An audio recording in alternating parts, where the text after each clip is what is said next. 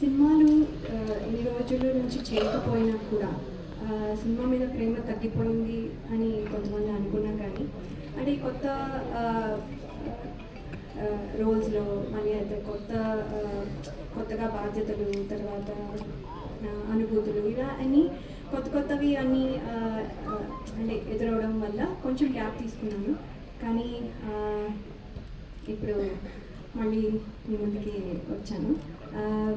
తిరిగి రావడం అంటే కొంచెం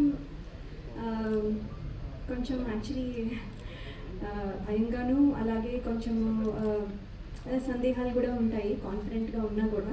ఎందుకంటే ఇప్పుడు మళ్ళీ అందరూ యాక్సెప్ట్ చేస్తారా లేదా, నన్ను మర్చిపోయారేమో, ఇలాంటి క్వశ్చన్స్ చాలా ఉంటాయి.